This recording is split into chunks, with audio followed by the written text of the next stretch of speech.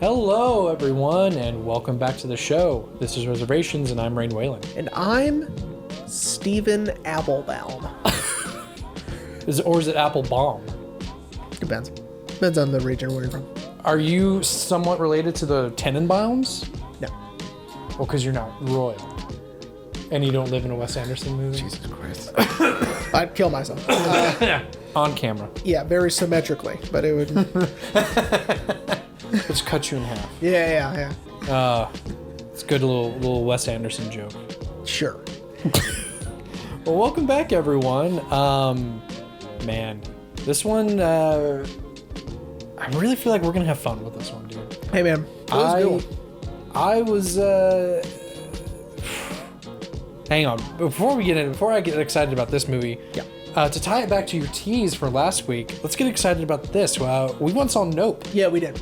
If anyone remembers Jeremy's little tease for this episode last week, Jordan Peele said, "This is cinema." Yeah, when he saw it, he goes, "That is cinema," right there. So yeah. Yeah, but you want to know what I think is cinema? Nope was cinema. Dude. It was really good. Yeah, it was rad. I enjoyed it. It was rad. When, of course, when you and I saw it, that was my second viewing. I'd already seen it. Yeah. And as soon as the credits rolled, I looked at my mom and Ashley and Scott and my brother, and I was like, "Yo, that was fucking tight. That was tight. That was tight." This fucking neo Western sci-fi horror. Yeah. Oh, it was perfect. Super rad. If you haven't seen it, go see it. No spoilers. We're not going to talk about it, but No. It was really rad. You got to see it. We would definitely recommend seeing it in IMAX if it's still showing. Yeah, I would recommend. Because I know when we saw it, I think it's going to be its last showing in IMAX. Oof magoof. But definitely go see it. It's a lot of fun. Yeah.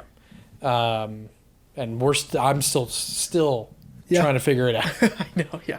But yeah, so tied it all together. Yeah. But yeah, man. So Before we get started, we usually don't do this. I don't know why we don't do this.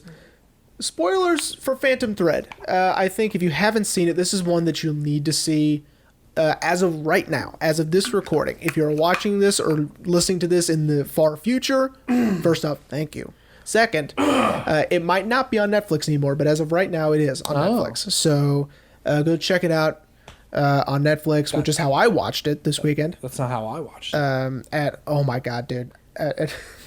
I got made fun of so much at Dad's house for watching this movie. Why? Because, like... Is it because of the subject matter? I like certain movies, and my dad and Haley and Dee like certain movies, right? Dee is my dad's wife.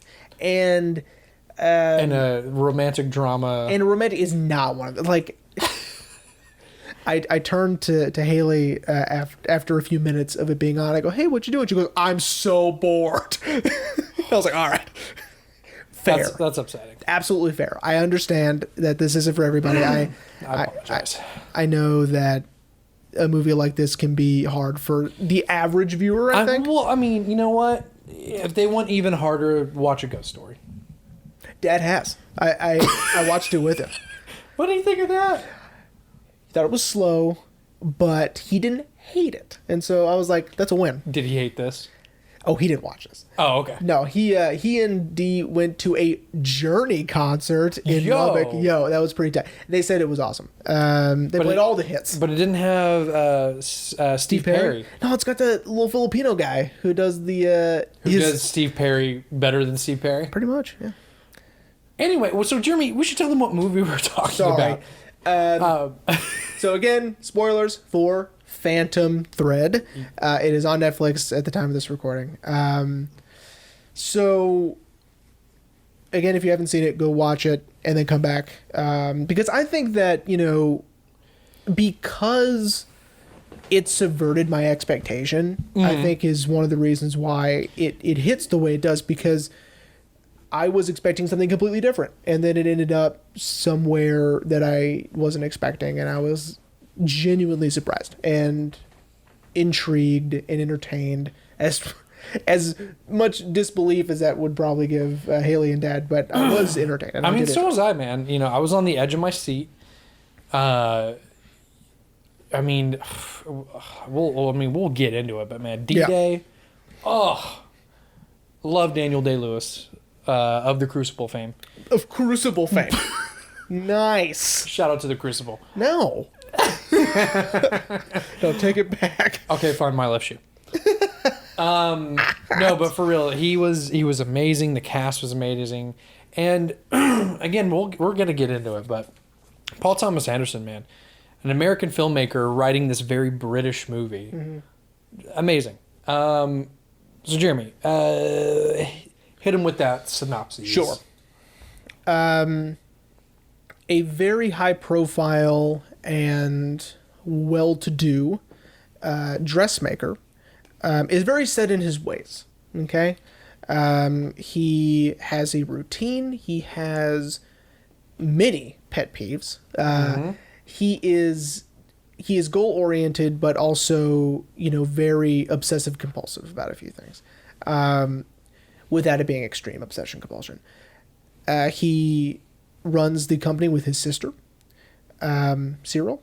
Yeah. And they make these beautiful, wonderful dresses. And it's set in the 1950s, post-war London.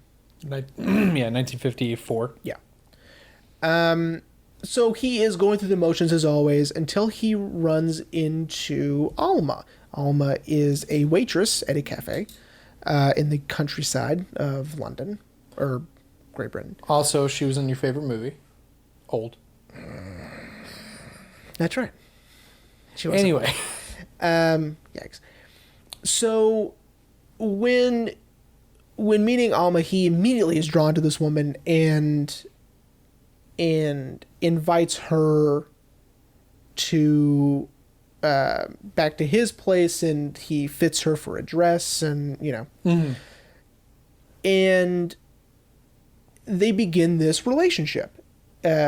She is his new muse. As we see in the beginning of the film, he has one of many, just a revolving door of these women. Good for him, but still, it's a little, But anyway, as the relationship with Alma and Reynolds continues, there is some conflict. It's a conflict of power, right? Reynolds wants all of it, right? And has had all of it, right? Alma is wanting power as well, right? She wants control of, I wouldn't even say all the relationship, but aspects of the relationship. Yeah. She doesn't want to be complicit. She doesn't want to be, just there, right? She wants to be an active participant, right? In all things Reynolds Woodcock, right? And without getting too into it, because we're going to talk about it in detail, but there is a back and forth. There is arguments. There is fighting. There is poisoning. However, the poisoning, which is intentional, Alma poisons Reynolds' food with these mushrooms, and he's very, very ill. And she tends to him, right? As if she didn't poison him, but she tends to him, and at that point, Reynolds can see a sort of value to giving up power. He sees that by letting go of some of the reins, that maybe his life could be a little more complete, a little happier, right? Yeah. It takes a while again after that for him to truly embrace the idea of giving up power. But once she does it again, poisons him again, and he realizes what she is doing.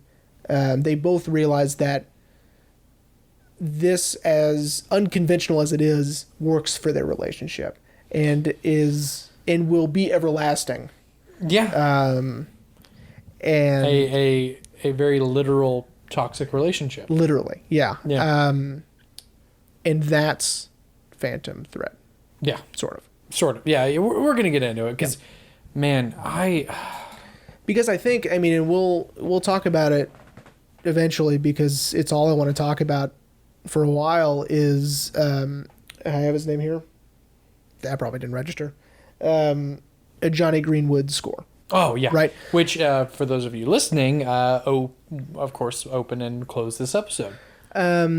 it's so unique in the way, and I believe this is why a lot of people are so drawn to this film, is the ever-present score. Yeah. Right? It's not cueing anything. It just is. There, yeah. Right? And I think with it being so omnipresent, it puts you in a different headspace because you're no longer, as most of us are sort of Pavlovian conditioned to, react to music cues and music swells and it, being different and it being sort of, I don't know, less prevalent and less forward. Yeah. Here, it's consistent, save for just a couple of scenes. I mean, it is in the majority of this film. And it is sort of evoking emotion. It is. I agree. But like you were just saying, not to tell us, hey, this is when you need to feel happy. Yeah. It's almost like the music shifts and changes when things are going good or when things are bad or... I think that in this case, it's just it's a tonal change in what we're used to, right? Because music usually sets tone, right? Right. Normally in traditional films. But in this case, the fact that it doesn't really leave, the tone is sort of set, and no matter what's happening in the scene, there is this underlying sort of feeling or mood that may fit or may not fit, right, with what's happening. I am in love with it. I think it's wonderful, and I think that's part of the reason why Jordan Peele was so, engrossed by it and so like, this is cinema. Yeah. And I bet you in that moment he couldn't put his finger on it, but it's that score. Yeah, man, the score was awesome. I loved the strings and the piano, this almost sort of kind of jazzy feel to most of the songs. It was phenomenal. I do genuinely want to just keep listening to it, which of course, those of you who have Apple Music or Spotify, I don't know about Spotify, but I know for sure Apple Music and iTunes, you can get it on there and check it out. Yeah, definitely do. Might you need to see if there's a vinyl. Oh, maybe. Yeah. But you know what? But the movie isn't just the music. No. Man, okay, so as we were kind of talking about off mic, I do want to see now, because of this movie, and also doing Inherent Vice, I do want to see more of Paul Thomas Anderson. Of course. But man, like he knocked it out of the park. He's such a unique filmmaker where this is a very intimate and personal story between two people, right? But it's so grand in scale, or at least it feels that way. Yeah. Right? Absolutely. I think that he's very, very good at that. And, again, he's done these very grandiose, very big films, Magnolia. Shout out to Magnolia. Oh, so I've seen 3 now. Magnolia, There Will Be Blood, The Master. Like, these feel like really big, heavy films. Yet it maintains a sense of intimacy and of this personal touch that that juxtaposition really works in his favor. And of course his protagonists and his characters are just so uniquely complex. Yeah. And so speaking of protagonists, let's start with the man himself. Daniel Day-Lewis, dude, it's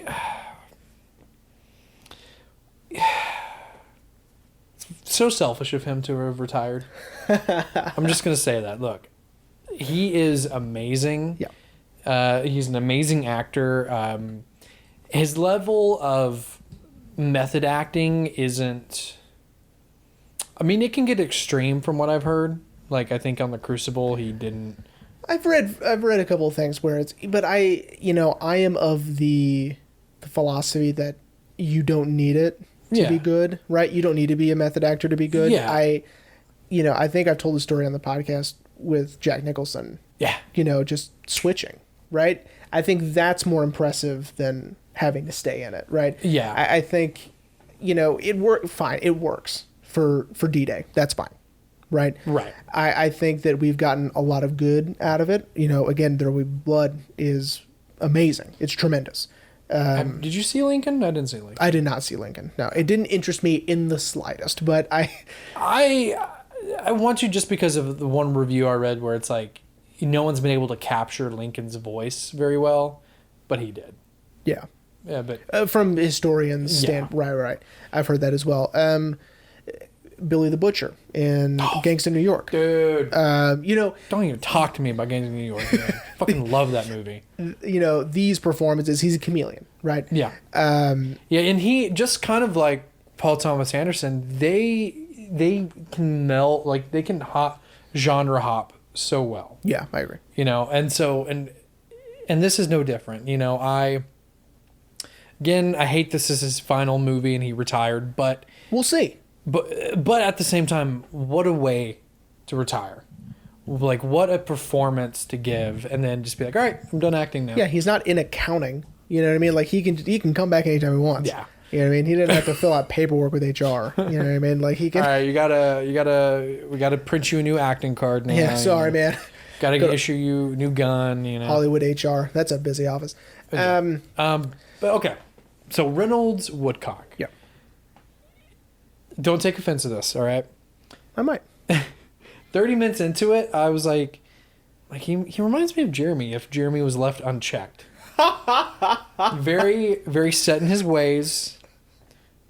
Obsessed over his work. Of course, your work being movies. Yeah. But of course, granted, you aren't that obnoxious. Mainly because I think you have people in your life like myself, your fiance, to kind of keep you in check. To keep you at a manageable level. Yeah. That's funny. Yeah. Am I agree. wrong? No, because I am very routine oriented. So. Yeah, and Cyril almost, now she knowingly does it. I was gonna say maybe unknowingly.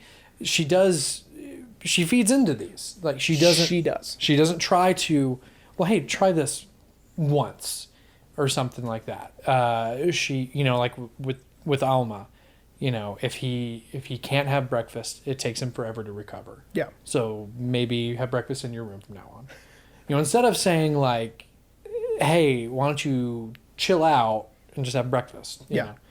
So, eventually she does get that way, I think. Oh yeah, I think she sees Alma's influence on him. Yeah. And is like, well, maybe there is hope that he can change. Yeah, Hope that he can give up power. Right. Yeah, and we see this, and I love this, his morning routine. Yeah. Shaving, combing his hair, trimming his nose hairs very dangerously. Oh, yeah. I mean, granted, that's a 21st century, no, modern day comfort of an electric nose hair trimmer. But, and he's just very meticulous about everything. Oh, yeah. Big time. And I love that this is how we're introduced to Reynolds. Yeah. Is watching his literal morning routine, and then watching him eat breakfast and start to design, and it's just in the zone. Yeah. And almost the world is non-existent. If the camera wasn't there, you wouldn't know that woman was there. His current muse lady. Yeah. She has taken the ideas of Reynolds needs quiet in the morning a little too serious. I mean, she is like a mouse. She's so quiet. And, you know, she's this poor thing because you can tell the emotional abuse has really beaten her down. There's some distress, you know. Yeah. And then later on, you know, at first I was like, is that his wife? That's what I thought too. And then, because then Cyril is just so very nonchalant, like, what do you want to do about Joanna? Yeah. It's like, you know, I mean, can I just get rid of her because you're so bored with her, you know? Like, she's just sitting around waiting for you to love her again. Like, do you want me to give her the October dress? Okay. Yeah. Yeah, and that is a fault of a character, but also, you know, throughout the film, we see Reynolds is very passionate about his work and very brilliant about his work too. Yeah. Of course, as we learn, it comes from a place of trauma, Yeah. having designed his mother's wedding dress for her second wedding, and had to do it all himself, except with the help from Cyril towards, I guess, the end of the creation. You know, so it comes from a place of trauma, which also probably is where his routine comes from. And Yes, I read a review, and I didn't bring it with me, that said this was an Oedipal Gothic romance. yes, And I like that because I don't think because I didn't like the article, but I liked that phrasing because what he means by that, I think, at least that's how I'm gonna, choose to interpret, is it's not like he wants to have sex with his mother. That's not the point. Yeah. It's that his relationship with his mother has now influenced how he treats everybody else, basically, and especially women in his relationships, right? How he not only treats women, but the relationship as a whole, right? In that it's this relationship with his mother is haunted, yeah. his Which personal again, I love the scene where he hallucinates seeing her. Oh, yeah, loved it. She's just in the corner, yeah. very almost kind of horror-esque, but she just stands there. It was kind of, and I liked the way it was shot, and I liked the way they chose not to have her move or talk. Right. And I love that Alma walks by her, and she just has to pretend she's not even there. Well, and sure, we'll just jump right into it. She ends up in front of her, and then she's gone. Right. As to say, she is replacing. Right. This is right. Shit, yeah. Exactly. I know. Right. There's a lot of little things like that in this film. There's one. Maybe we'll get to it eventually. We'll get to it eventually. I'm not going to ruin it now. Okay. But anyway, and it's just so, I really enjoyed rooting for a protagonist that I simultaneously was like, dude, you're being an asshole. Certain scenes I was like, yes. And then other scenes I was like, dude. Yeah. Of course, one of my favorite scenes, mainly because it made me hungry, was his breakfast order. Yeah. And then we'll link it in the YouTube video. Check out Binging with Babish recreates that meal. Dude, it just looks so good, man. But from a video I watched, what we were talking about off mic, and Future Rain will probably link it. This part of the video made sense. This is when he first meets Alma at the diner, and this was like his first test to her. Yeah. Can you get this ginormous order, and can you get it right? Yeah. That's why he asks her, like, can I see? To see if she got it. Will you remember? And she does, which she passed the first test. Yeah. And it is kind of, again, to call back at the beginning of the episode, it is sort of toxic, This woman you barely met, and you're almost, I wouldn't say conditioning, but you're already kind of playing mind games. Yeah, playing games, seeing if he has the power, right? Again, that's a big thing. I was telling you that I had texted Zach. I was like, hey, man, like, I just finished it.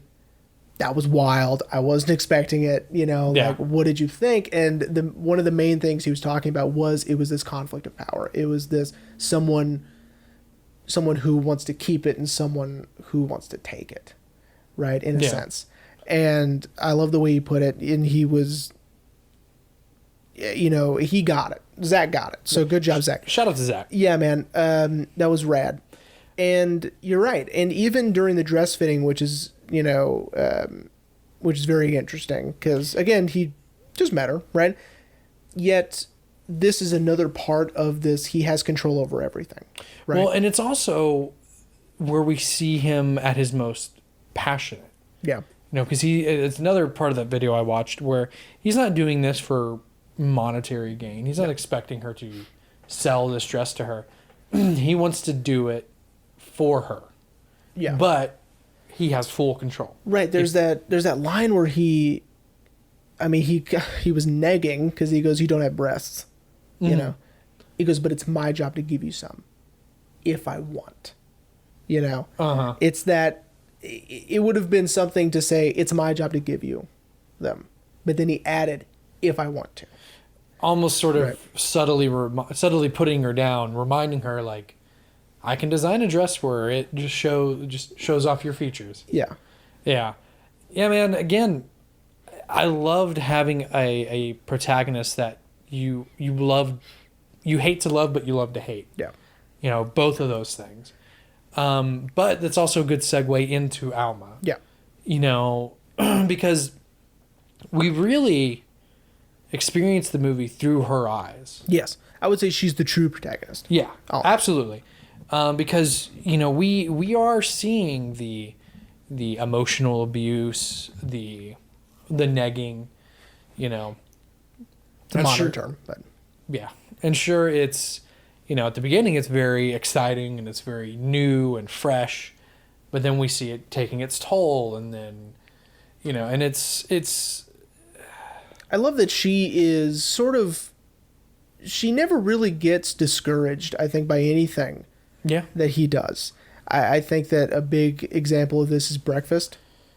Oh, yeah, when she's like, She's the loudest breakfast eater oh, in the yeah. whole world. I'm not going to lie. The sound design was great here.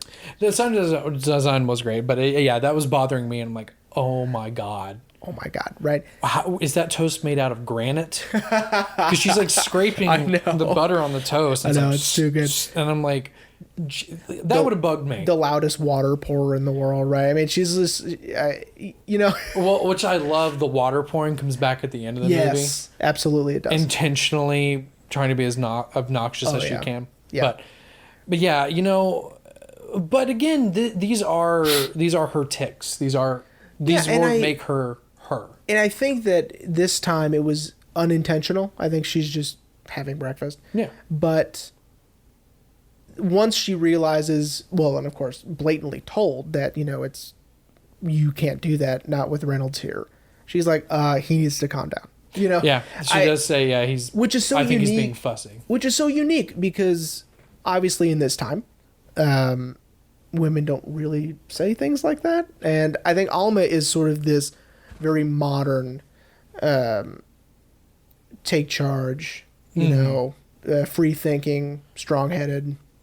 Yeah, somewhere I read that she's very strong willed. Yes. And which, you know, is the bane of Reynolds' existence. He doesn't like that. Yeah, he doesn't want a strong willed woman. He wants a somewhat of a submissive woman. All right. So let's get to the poisoning, because I like how we're introduced to the idea of the mushrooms, right? They're just making lunch or something. Yeah, and they're picking mushrooms, and the one of the maids tells her to look in the book Yeah, to make sure. Yeah. Because some of them will make you very sick.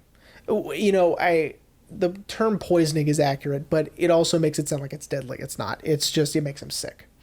I Yeah. think maybe a certain quantity would kill you, but Well, I mean it's neither here nor there. It's not Yeah. important.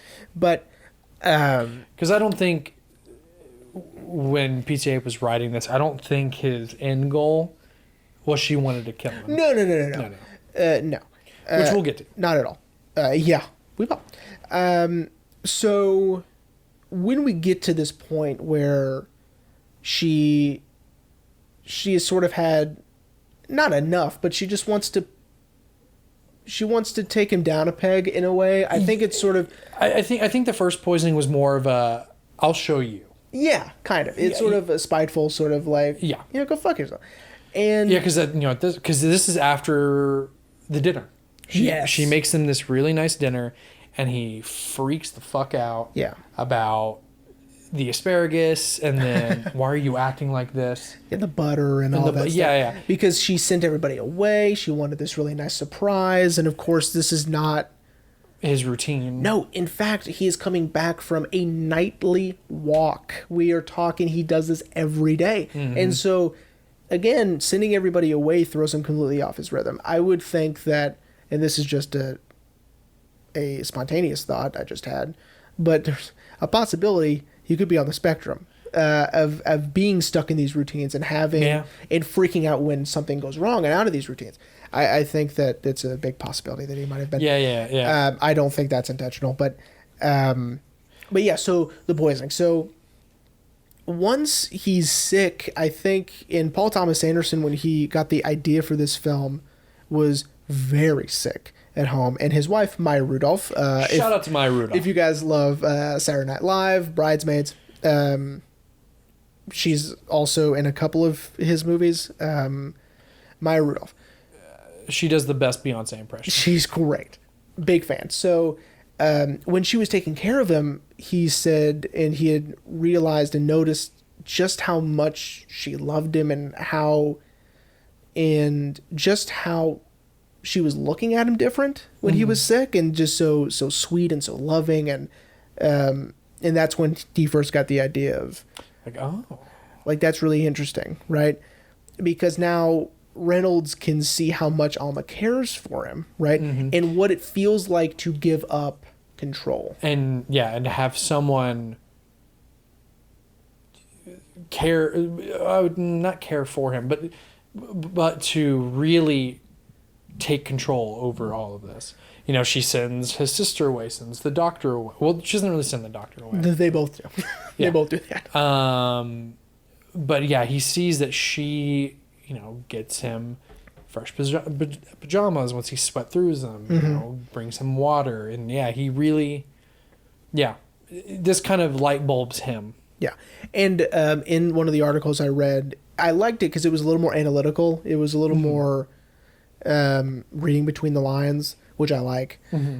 Is when he first collapses, it is on a wedding dress, which is what started his whole trauma, right?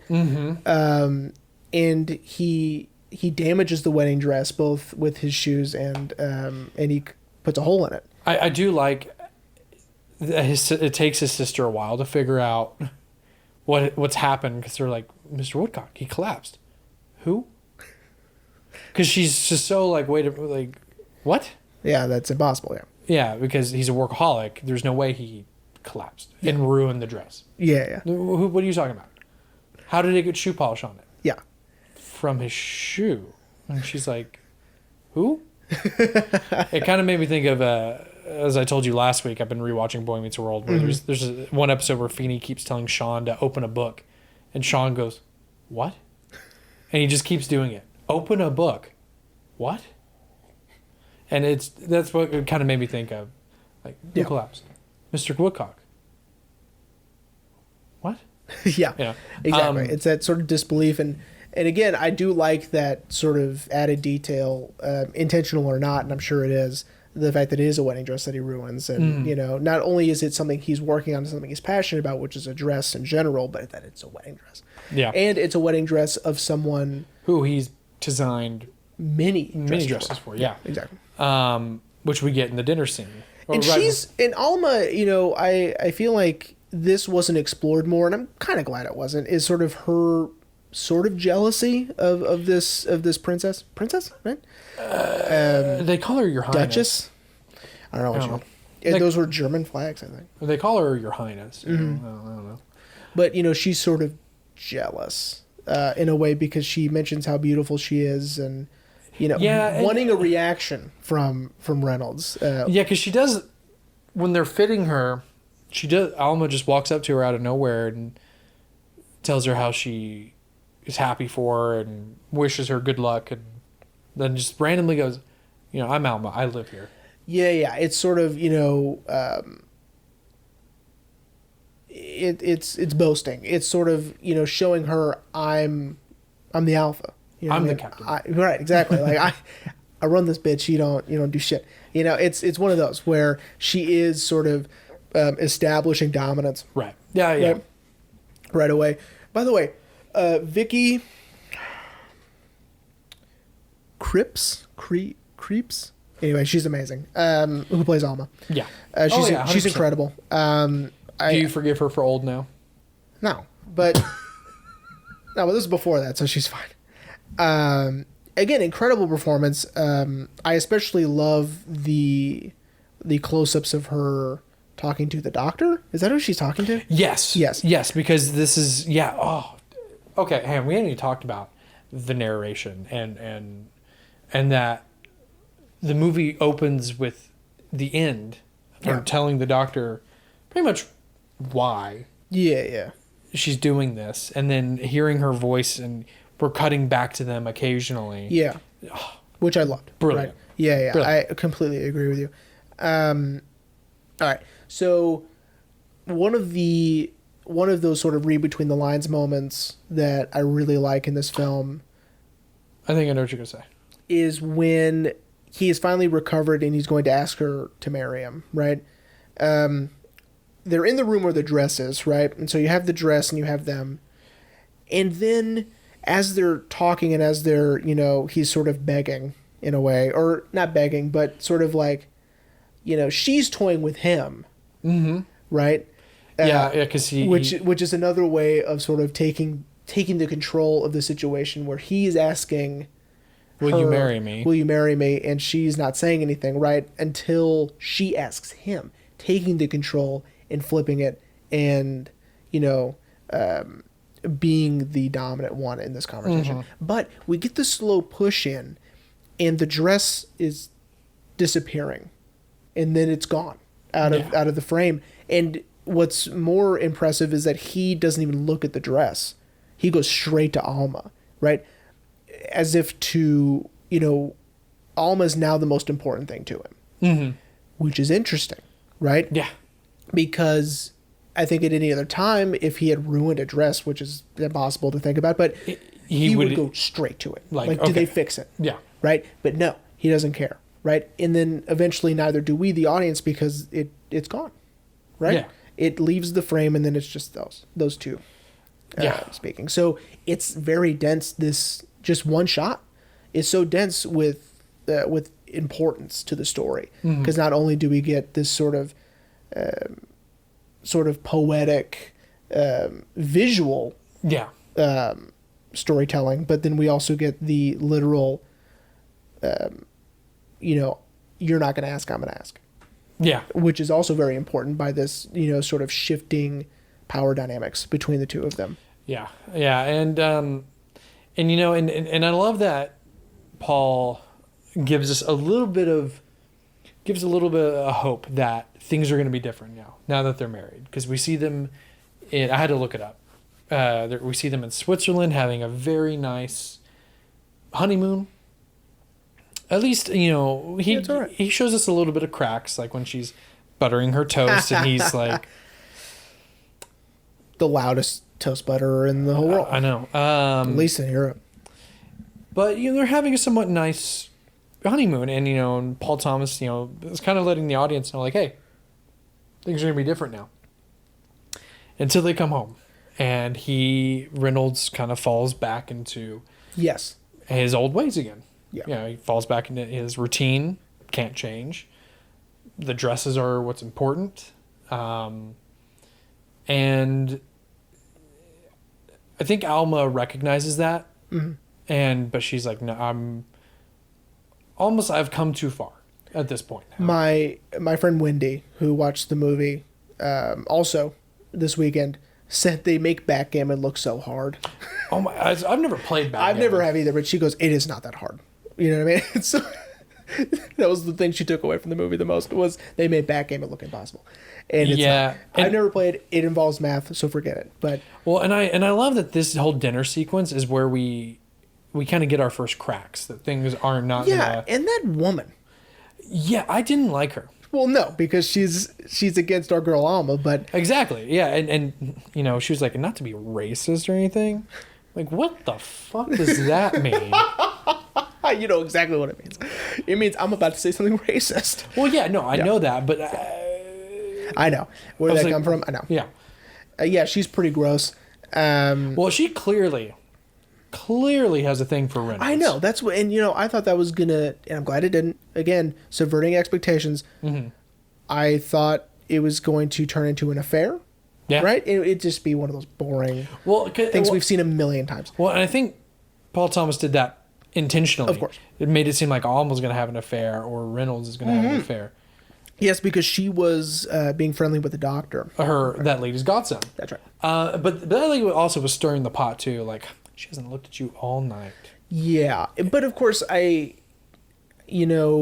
either cultural or it's of the time period or it's something, but they're not sitting together, right? And that's sort of odd in modern eyes, that they're not sitting with one another at the dinner table, which is weird. But again, cultural. It might be 1950s thing. I don't know. Yeah. Or both. Yeah. But yeah, so we see these cracks, and of course it all bubbles over when he tells Cyril pretty much, I should have never married her. Yeah. I can't work. Mm-hmm. You need to help me. What I love about this is a few things. One, Alma hears it, of course. Which I love, that she slowly comes into frame. And Cyril sees her. Well, Cyril's facing the door, so she sees her immediately. Yeah. But Reynolds is almost... I knew this wasn't the case, but it was almost like he didn't care if she heard. And that's one of the things I loved about it is, it's not one of those goofy things where it's like, she's right behind me. And oh, what? It's, she gives them an update on how she's liking it. He goes, no one fucking cares. Yeah. And because he just learned that he lost one of his highest clients. Yeah. And I love that. I love that, it's not, this story is not typical or not traditional in the way that a normal story would play out. Yeah. I love that he doesn't give a shit if she heard good. I'm glad, which is kind of like, yikes. Yeah. But I'm glad she heard that. I don't want her here. But then Alma, instead of running away, digs deeper and it goes, no, it might even be because I love him, right? But that might not be the case either. And we'll get into that a little bit more. Yeah. But did we skip them taking that lady's dress? Yeah, we did. Because I fucking love that scene. Yeah, because it is, again, another way of showing how Alma is influencing Reynolds in a new way, right? Yeah. Because before, he would just be like, that's just who she is. Like, she's awful, but what are you going to do? Yeah, the lady who they rent the house from. Yeah, it's her house. Yeah. Right. Is getting married again, and he makes her this beautiful dress, but he's just kind of like fine, whatever. And she's kind of being awful, and she's, not respecting, the work or the time, because she feels entitled and she feels like she's owed it. This is her house, right? Whatever. Yeah, but she's also being just really about the whole thing. I know. Drinks too much and passes out. Yes, and that's at the wedding, right? Or at the reception. Yeah. And I love that, Alma's like, she can't do that. That's your work. That's your work. She shouldn't be acting like that in your dress. And he goes, well, what are you going to do? Fucking take it. Yeah, and I love that he kind of takes control and is like, come on.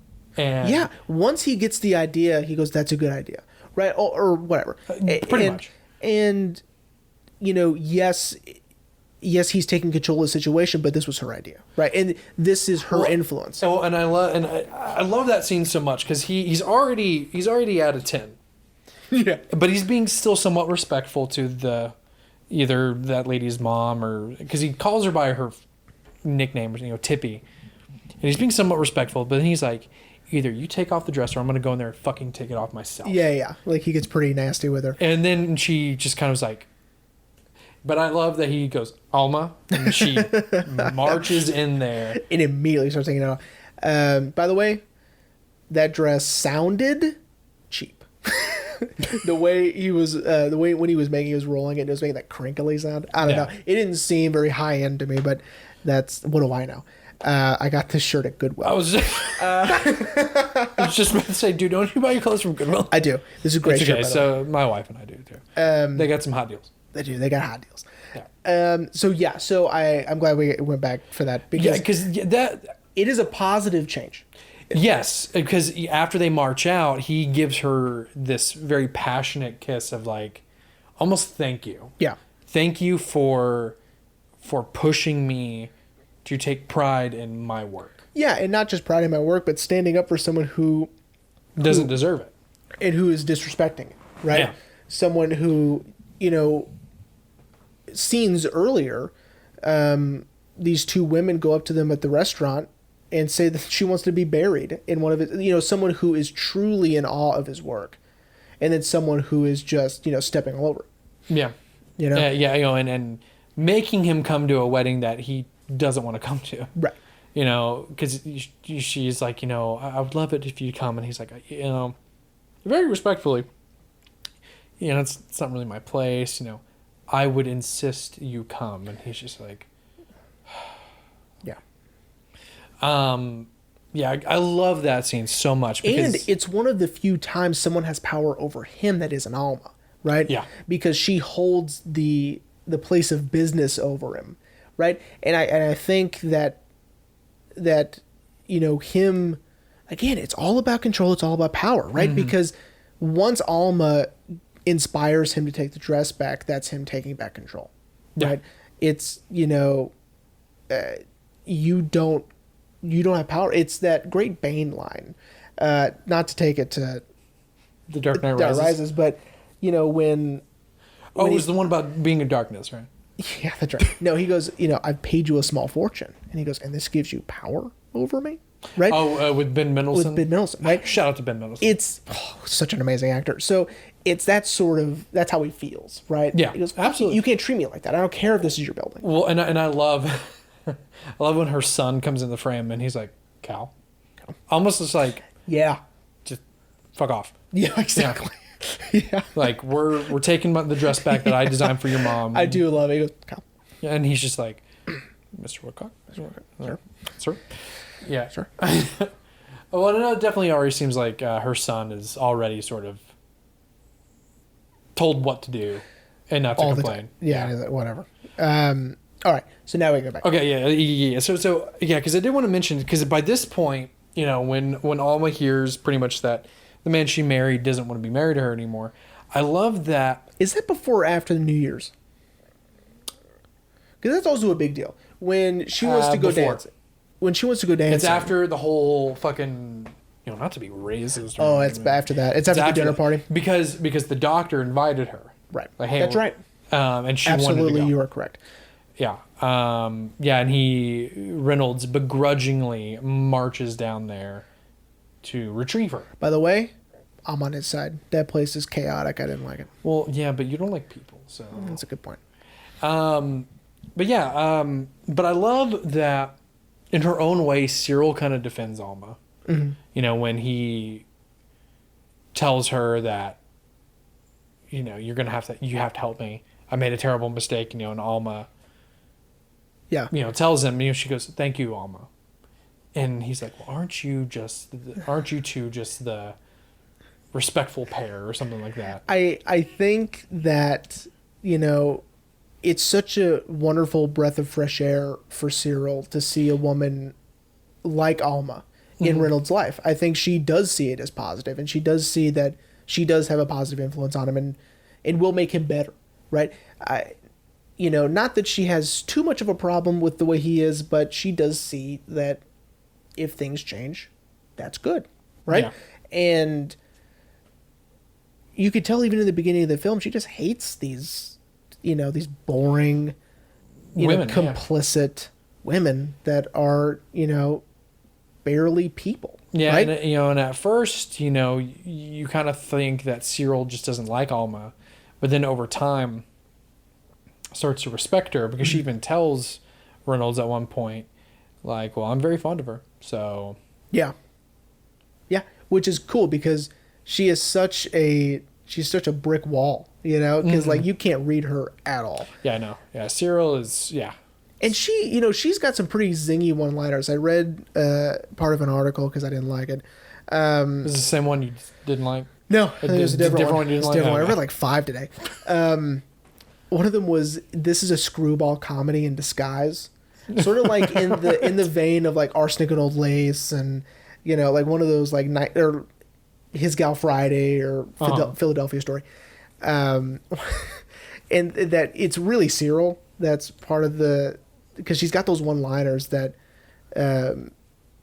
she tells Reynolds that she doesn't want to hear it because it makes her ears hurt.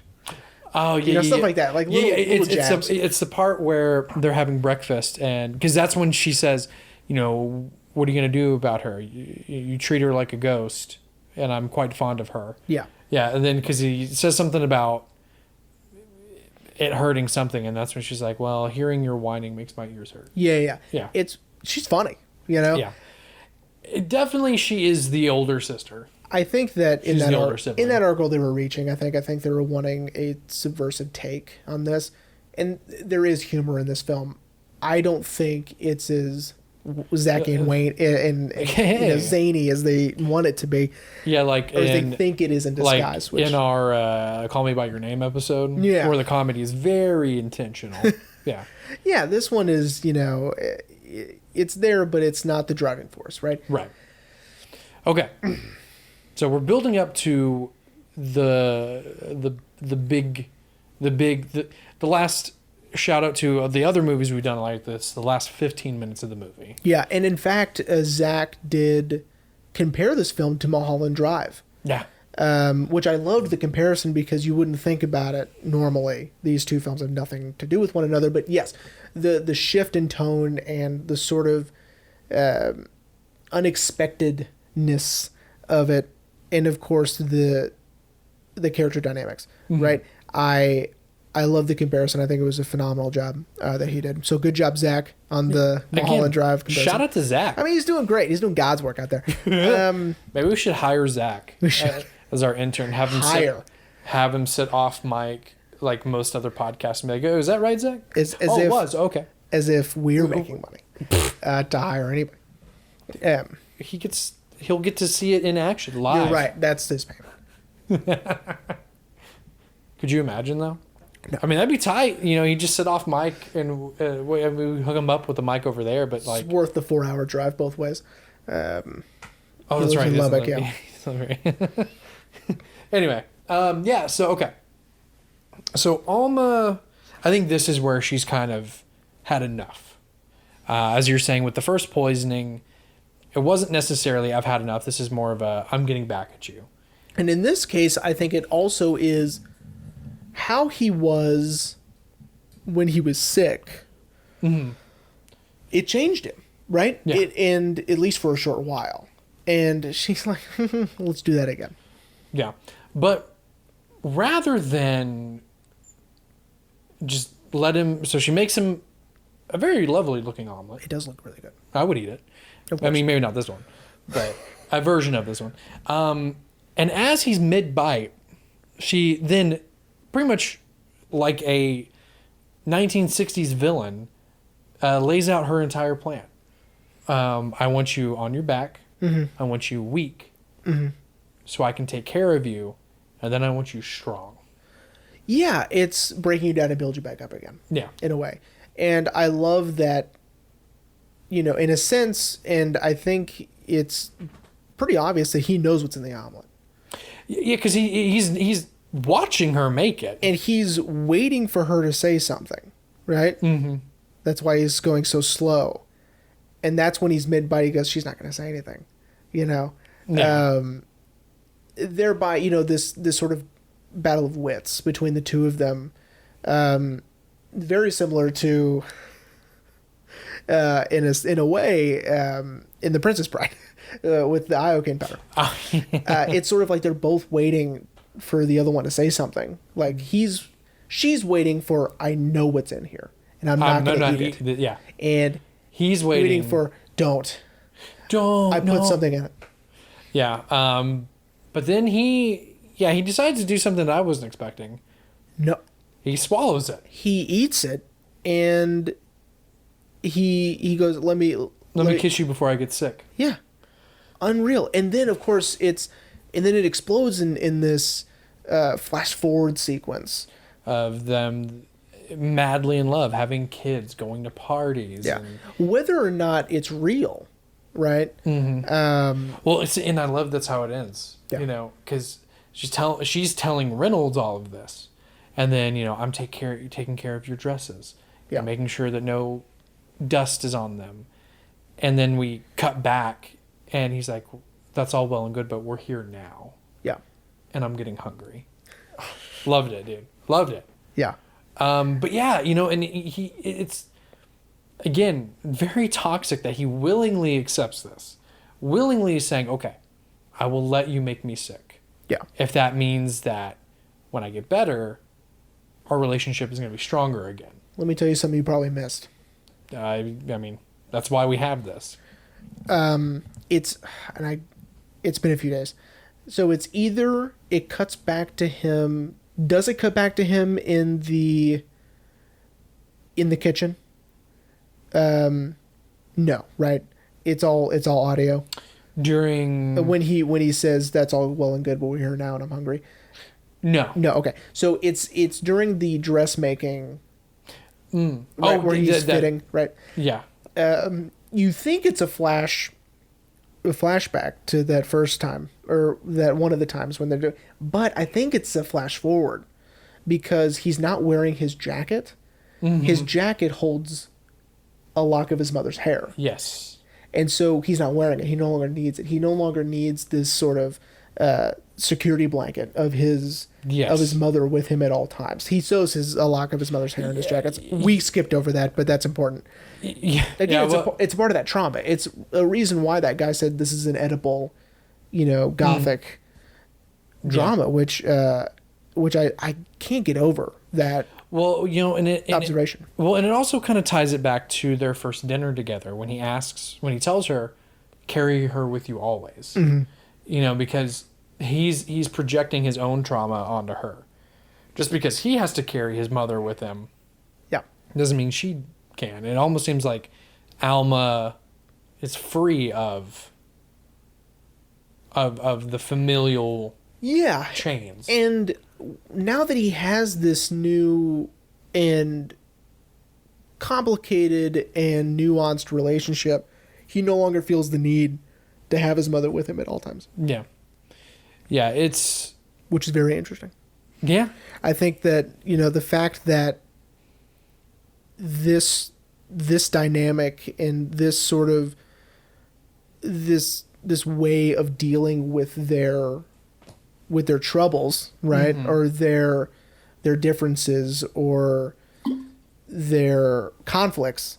Mm-hmm. It's very unique, and I love that PTA has decided to lean into it and say this works for them. Yeah. Right? Yeah, from a bystander looking in, one could say, emotional manipulation, mm-hmm. almost physical abuse. Yeah. Very toxic, but out of this, they will grow stronger as a couple. Yeah, I think that, if pattern means anything, that he will start to really appreciate Alma, mm-hmm. right? Yeah, because I don't think she's going to... Over time. Yeah, because I don't think that she is going to... Well, he's acting up again, time to poison him, I don't think so. I think it's more of like... I think she is using the poison as a drastic form of saying, I want you to be vulnerable and mm-hmm. tender with me. Because like she says, when he's alone, he's tender and he's loving. It's when we're around other people is when he puts up his I'm strong, and confident. Yeah. So I think that's the point she was sort of making with to extreme poisoning him, Yeah. I want you to be vulnerable when it's you and I. Yeah. Damn, dude. Movie was good. Movie is great. I can't believe... I, again, was expecting a very run-of-the-mill... romantic drama. Very beautifully shot and directed. 100%. Romantic drama. But I got something so much more and so much more interesting. Well, and again, it goes back to what I was saying earlier is PTA, he has no discernible genre. No. Which I love, which is why I was telling you how frantically I was looking to see if I could find some of his other movies on Blu-ray, because I want to see him now. You got to see him. Punch Drunk Love is on my wish list, my mm-hmm. Criterion wish list. But, Boogie Nights and definitely The Master, because, got our boy Philip C. Yep. And then, of course, Licorice Pizza, which I desperately want to see Licorice Pizza. But yeah, man, so are you ready to wrap up? I am. Let's end with this question. Okay. Do you think Alma loves Reynolds? I do. Okay. I really do. Sure. I think the poisoning again is an extreme form of her saying, be vulnerable with me. Mm-hmm. You know, don't, because she sees through the fake confidence and Yeah. I'm a stone wall. So I think she wants him to pull that down and be vulnerable and be open to change and Yeah. yeah. So I believe she does, and I believe he loves her. I do too. I think that he eventually got there, right? Yeah. I don't think he started to. I don't think he started with that. I think No. he just saw her as another one. Yeah. Different in a way, but still like. She'll get bored of me and she'll leave. You know? But I think he loves the challenge. He loves the conflict. He loves the strong-willed yeah, nature of Alma. yeah, 100%. Yeah, man. Cool. Again, Daniel, D-Day, if you're listening, If you're you're selfish. You're selfish. Give us one more movie, Fun fact. and then give us another one. Fun fact. That dude's covered in tattoos. No shit. Is he really? Yeah, both his arms. Yeah, covered. At least. Hell yeah. Yeah. I mean, not like Danny Elfman, who's out of his fucking mind. Yeah, that dude's crazy, man. I showed my mom a picture of him. She was like, Jesus Christ. I was like, yeah, he's out of his fucking mind. Dude got jacked. Dude got covered in tats. Yeah. And they're weird ass tats too, man. They're like old English tattoos or They're some bullshit. weird. There's like skeletons and there's like weird shit. Shout out to Danny Elfman. All right. All right, buddy. What are we gonna talk about next week? All right, man. So I was going to give you another choice, but then I decided, But no. But I was like, you know what? No. I'm going to actually decide because if we keep doing choices, then the fun goes away. That's true. So I wanted to kind of keep with the seriousness a little bit. Sure. I don't know if you'll be excited for this or not. We'll see. I am, just because I've heard nothing but amazing things from the cast. So I was like, all right, let's do it. Next week, we will be talking about Beautiful Boy. Oh, interesting. It's been a while since we've done a movie with Timothy C. Yeah, Timothy Chalamet. And then Steve Carell. Yeah, man. That's, truth be told, I love Timothy Chalamet, but seeing Steve in a different element is what excites me the most. Yeah. Again, that's how I felt about Chris Pine in Hell or High Water. So seeing Steve Carell as not, haha, I'm the silly guy. I'm what's his character from fucking Anchorman? Brick. I don't remember. Future Run will probably put it up if he actually makes it this far. But yeah, no, that's what excites me the most. And then of course this story of a father trying to help his son and he doesn't know how. Yeah. Is another thing that sold me, and I was like, it's got to be Beautiful Boy. Okay. So are you excited or? Yeah. Yeah, sure. Is this one you haven't seen either? Yeah, I have not seen. Damn. I've not seen. Damn, Daniel. I've not seen Beautiful Boy. So. Yeah. Well, this will be good. Yeah. Well, we hope everyone enjoyed Phantom Thread. Shout out to Zach again. Yeah. And we'll see you next week for Beautiful Boy.